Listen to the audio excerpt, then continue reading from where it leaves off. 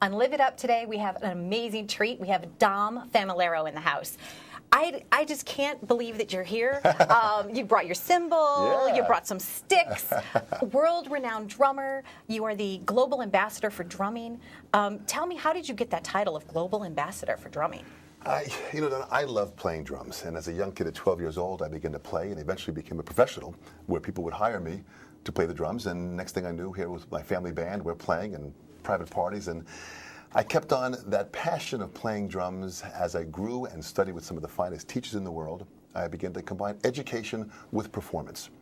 And that was a magical part of the combination for me. With that, as it grew, other countries had requested me. And then next thing I know, I'm traveling around the world at an intense pace, giving lectures and festivals, performances, and the Modern Drummer magazine former editor, he passed away a few years ago, called Ron Spagnardi. He said, Dom, with all your traveling, you really are drumming's global ambassador. And in one of the articles, that stuck, so everyone around the world knows me as that title, which I'm humbled by. I can imagine. Now tell me, who were some of the people that you played with? Did you play with Buddy Rich? I mean, like some of the, like, when did you know that you had arrived in terms of like going from a 12-year-old to like, wow, I'm among them? It's a great question, because when you say, when did you arrive, it's usually a slow process. In 1971, through my wonderful teacher, Al Miller, I met Buddy Rich here on Long Island in Plainview at Al's house teaching drums, and I walk into his house, and there's Buddy Rich sitting on the couch. So my jaw dropped, and I met this great king of drumming. And from that show and that performance that he had played that night, to sit backstage and watch him perform really was a stepping into the world of magic. Someone that lived with passion, that was an incredible master at what they did, the best at what they did. To see that and to be inspired by that opened the doors to all these great drummers that I met, the Buddy Riches, the Louis Belsons, all these great drummers, the Steve Gadds. As I met these drummers, that connected me to perform more with different bands. As I was in New York with B.B. King and George Benson and so many great talented players, with that, I began to teach more and writing books, and it's just kind of really gradually grown from there, that still now I'm a student of the art form, still growing and still learning and still having an incredible amount of fun. So you're still arriving. I'm still arriving. Now, what do you do in terms of your hands? I mean, your hands are like a precious instrument for you, correct? Because it's through your hands that you're able to play your instrument. Is there like special care that you give them? Like, do you wear like certain, lotions or like massages? Like, how do you keep your hands in shape? Like an athlete, right? How do you keep them in shape so they don't cramp? This is a physical instrument. The students that I have that I teach, I tell them I teach drumming Olympics. You've got to keep yourself in shape, much like an Olympian. You've got to watch exactly what you do. I mean, I use hand cream because of the change of sometimes the dryness, but I learned some techniques from some great teachers like Joe Morello and Jim Chapin, these wonderful techniques of wrist movement, of finger movement, of wrist movement, and arm movement, that within that natural technique and that natural movement, you then go to the process of knowing how to move naturally, so you play with nature instead of against it. And with that allows you to breathe with your movement, much like a dancer, as my sister who's a dancer, and she taught me some dance movements.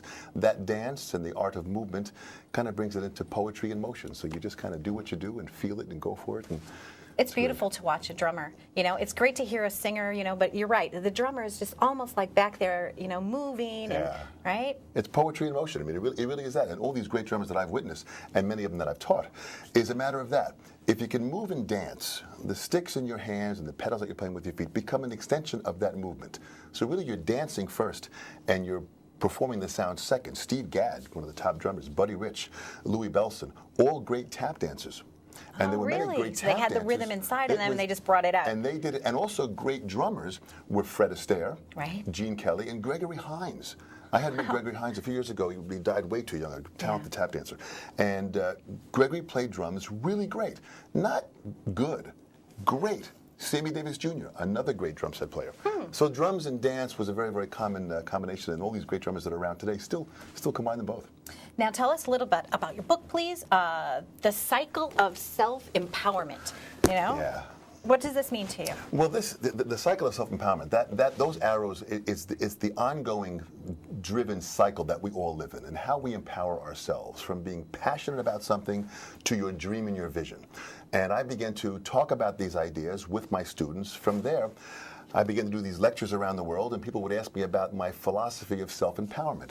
So the book wasn't written. The ideas were just discussed ideas. As these ideas worked and students began to become self-empowered, I then began to notate this to eventually the book wrote itself. It's beautiful. Absolutely beautiful. And you have brought some sticks with us, so I are did. you going I've to got play? some sticks, and if you'd like it, I would be honored. Okay. We've got a set of hi-hats here. I use the Sabian HHX, and this is a wonderful sound of cymbals here. I just got to warm me up. You're like a bartender. It's like, hey, that's a nice little flip. Drink, right? Yeah, you're going to have to show me some things behind the set, how to do some flips. Well, So. it's a tool, and with this tool, with the sound of hi-hats, and there was a great old drummer by the name of Papa Joe Jones, and he was the one that really kind of invented the hi-hat to raise it up and bring this to a part of another voice on the drum set. And this is just one sound.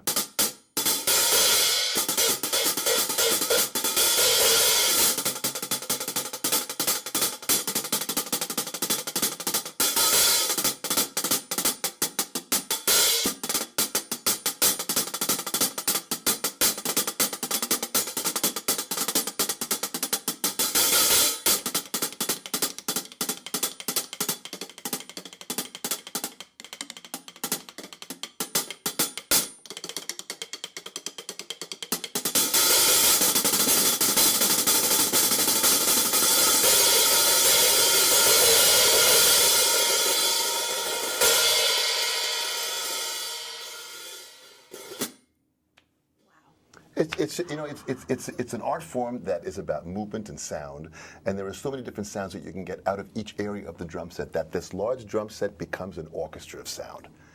And by playing that and inspiring people through music, and as I go out and do these lectures with the cycle of self-empowerment, I combine drumming and the words that I have learned in these philosophies from all these great master musicians that I've worked with and that I've had the chance of studying with.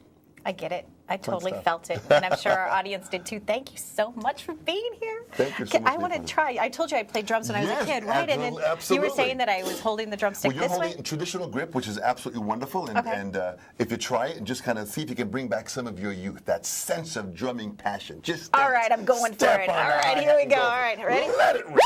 Woo!